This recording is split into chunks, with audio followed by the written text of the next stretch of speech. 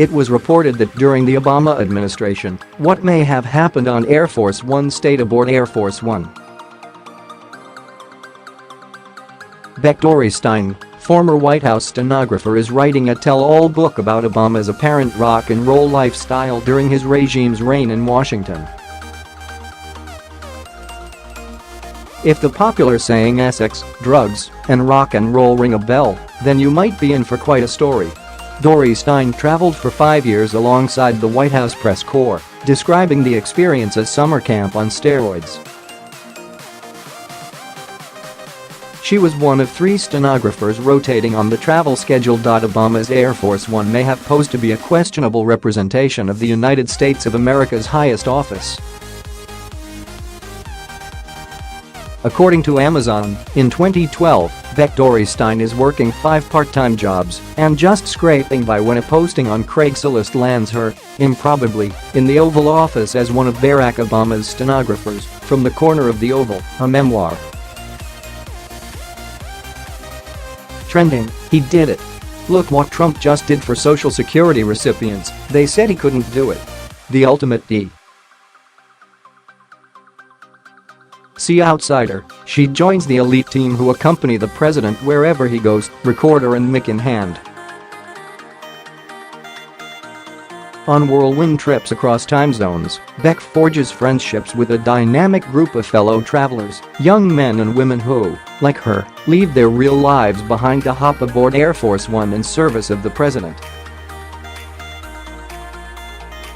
It cost taxpayers millions. While in office, Obama's frequent vacations ended up costing taxpayers over $100 million, and his staff was allegedly partying it up on Air Force One. She recalls how everyone in the press cabin took their drug of choice and how she would listen to old-timer boozy party animals tell stories about the different administrations, presidents, and international incidents they have witnessed. Then there were 2 well-known and prominent White House reporters having sex under a blanket in an empty row of seats aboard the press plane on an international presidential trip and other such incidents. Boarding Air Force One for the first time with an overstuffed duffel because she did not know what not to pack, she writes of working amongst Obama's traveling staff. Comprised of almost all women, they were dubbed the Vagants. She describes experiencing the best sleepover party ever, where everyone took their drug of choice on long flights, Sonata, Xanax, or Ambien, which made any awkward intimacy with colleagues suddenly just funny and bizarre, she writes. Dory Stein details the expensive, $500 a night rooms her and Obama's staff would frequently enjoy while hopping from paradise to paradise. She describes boozing it up with White House staffers all night at swanky bars and Obama's frequent side trips when he'd order Air Force One to make unplanned stops so he could tour the world. All while the average American taxpayers, unable to afford their own vacations, footed their bill. The New York Post reports of Dory Stein, stating her job was to record everything the president said and then provide fast transcripts to the press office and presidential archive, but there was still plenty of time for extracurricular activities with her reporter and Obama staffer colleagues.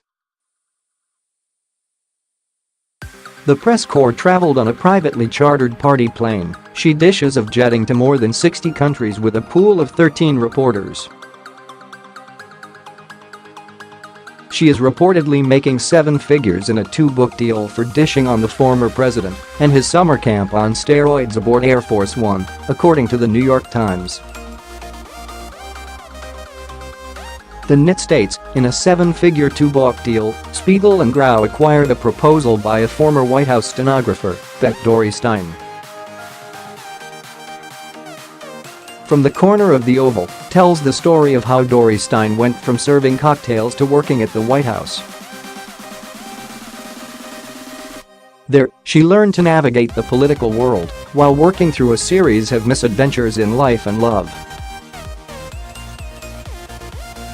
The book will be out in 2018. Burning question: this book has not been sold as a tell-all, but rather as an inside look at the relationships of staffers and at the White House as a workplace. But we anticipate a hilarious account, considering that the book was optioned for adaptation as an office comedy by Universal Pictures.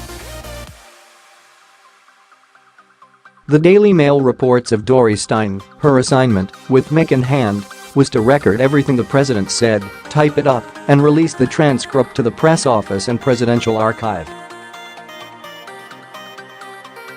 She also made copious notes on the details of her personal life while traveling to more than 60 countries over 5 years on Air Force One and witnessing Obama's life in mid-air. Her job as a stenographer gave her unique insight into the hidden party culture within the White House press pool. Beck intended to only live in D.C. for the duration of the job, 3 months, because who wants to live in D.C.? A one-trick political pony town, she writes.